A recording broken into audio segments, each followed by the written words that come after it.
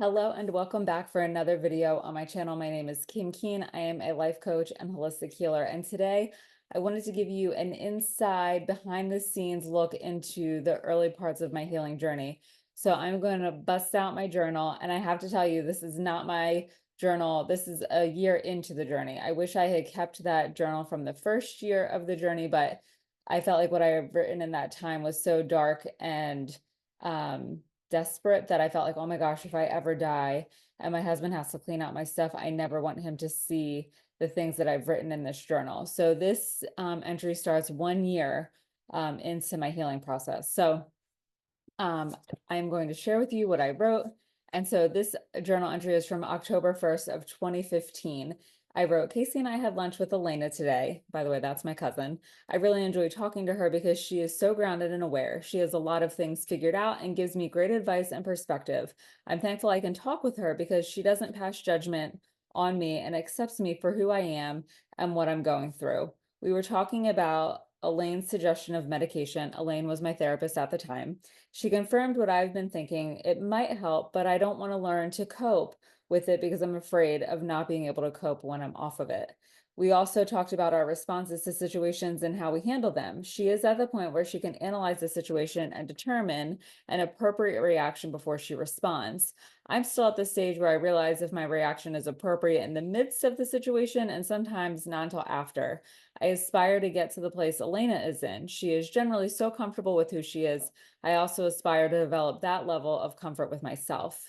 Rose and I had an interesting conversation too. She was talking about how she needs to work on picking battles. I realized that in the moment, I do as well. I get irritated with Pete, who is my husband, for not putting the dishes away and not cleaning out the drain in the kitchen sink. These are two small things. And in the end, I just need to leave the issues be because he does a lot of other things really well. And this realization hit me as I was talking with Elena because I clarified that he is a really great guy despite his shortcomings. And so I'm going to stop there for this journal entry, and I'll save the last part for another episode. So here's what I realize after reading this journal entry now, years later. It felt really good to be open and honest without the fear and worry of being judged. I did not allow myself to be open and honest with anyone. So the only person who was really knew my struggles in that time was my husband, and he was probably so sick of hearing them. And then also the therapist, and she was probably also so sick of hearing them.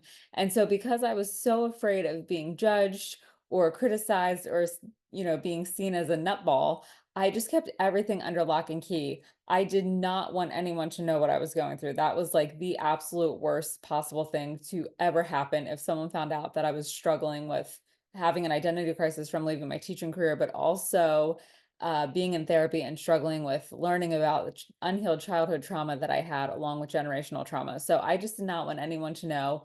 It was going to be, I felt like going to be the end of my existence if someone actually found that out. And so the other thing that I know now after being in therapy for years and also going through coaching and being a coach is like, I didn't actually need the meds to cope. The problem was that I was trying to make life so perfect and pleasant all of the time. I was trying to avoid any negative feelings, any negative experiences. And those thoughts and things made me, if we were to have, a tiff, if my husband and I were to have an argument, and or my girls were unhappy about something, I felt like that made me a bad mom or a bad wife, and then I was a failure. And so really what it boiled down to was that what I needed to do was I needed to understand what was causing the negative emotions or the negative experiences. I needed to understand what the trigger was in those situations, and I needed to be able to look at the meaning I was making around that and then learning how to adjust it. So how to reframe that meaning. Because a lot of times what I did was I catastrophized things. I made them out to be so much worse than they really were. And then that made this meaning about me being a bad mom, a bad wife, a failure, whatever, it was always something that was really not nice against myself. And so along with all of those things, I also needed to learn about emotional regulation. I always felt like a ticking time bomb. I felt like I would just come unhinged at any moment with no warning whatsoever. And it was because I wasn't regulated. I was always in a heightened state. And so, the tipping point was close to the edge all the time because, it's like my cup was, if the cup is this big, it was always full with tension, worry, anxiety, sadness, frustration, um, defeat, hopelessness, all of those things. So it didn't take much for the cup to start overfilling with the negativity that I had playing on a constant loop in my mind. And so because I wasn't regulated and I was always in this heightened state, I was always reacting rather than responding. And I didn't know how to reduce that heightened state. I didn't know how to take that down. If I had had tools like emotional freedom technique, I would have been able to literally tap into that, because emotional freedom technique is tapping. I would have been able to literally tap into those points in the midst of it. And so, what actually ended up helping me to become more regulated was meditation.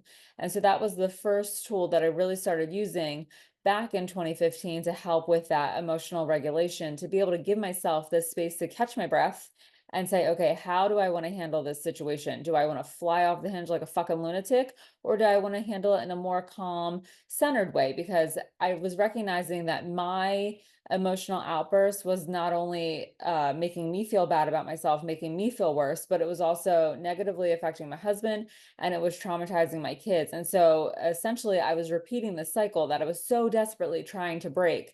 And so it was with that realization of, okay, I can't fly off the handle every single time something doesn't go the way that I want it to, or I think it should, or I feel like it should. I have to be able to do something in the moment to be able to say, hold on, how do I want to move forward?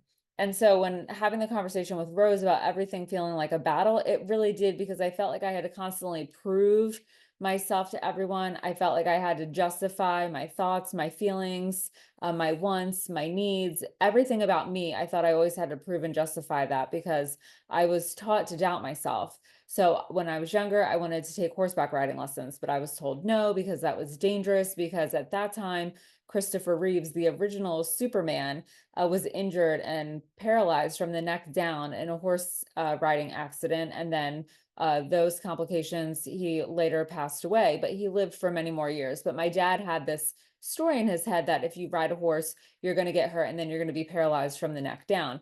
So I wasn't allowed to do horseback riding lessons. I wanted to do dance class, but my dad didn't really see the value of dance. So when I did get to do it, it was only one season here or there, and it was very sporadic.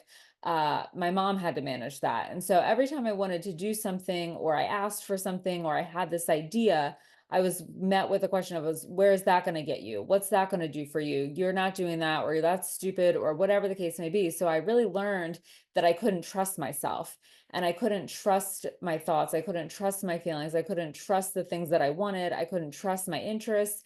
And so that's why I always felt like I had to be on this constant battle of justifying and proving myself, so I could actually say, like, hey, I do know what I'm talking about, and this is real. This is okay for me to want this.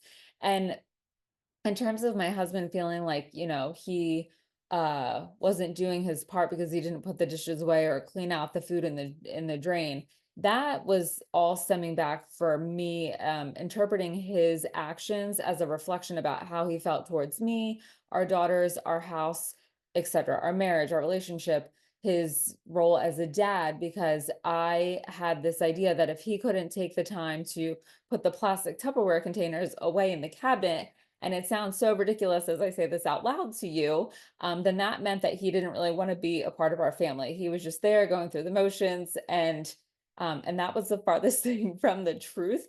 But I had created this meaning around, like, well, if he can't do that, which is something so simple, then he must not really want to be here. He must just be here for convenience, or he doesn't want to put our kids through a divorce, and so he's just going to suffer through this marriage with me. And that shows where my headspace was at that time. And it's really not funny, but it is. And so now it makes me at the point where I just think, like, okay, that's beyond ridiculous.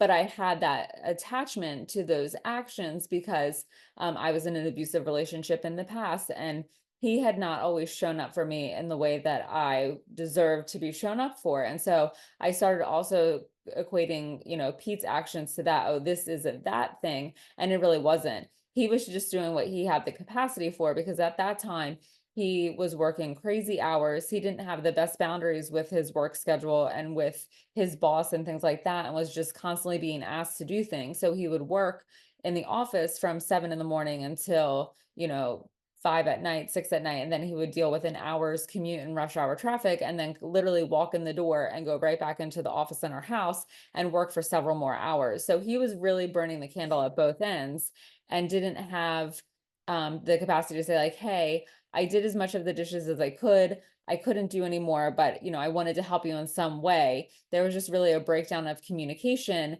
And so that led me to start making up a conversation in my head and all of these ideas and thoughts that actually weren't really true. And so the other thing too is that his standards were different than mine. For me, it had to be perfect. If it wasn't perfect, that meant it was failure. For him, it was good enough. The dishes, the majority of the dishes were done. They had dried. He put them away. There were just a few dishes left. It was good enough. Having a few plastic Tupperware containers left on the counter wasn't going to make or break things. And for me, that felt like a make or break moment because in my mind, everything had to be perfect in order for it to be happy and healthy and good. And that also is the farthest thing from the truth. So that's just a little snippet of where I was with my mindset around coping, medications, how I felt people were showing up for me and what that meant about me and their feelings towards me. And so I hope that you found this video helpful and that you maybe can relate to part of it and where you currently are in your journey, and it will help you to start recognizing the things that you need to start working to shift. So if you're looking to make some shifts in your journey and you want help and trying emotional freedom technique, there's a link in the show notes to do a guided mini session. So thanks so much for tuning in, and I'll see you on the next video.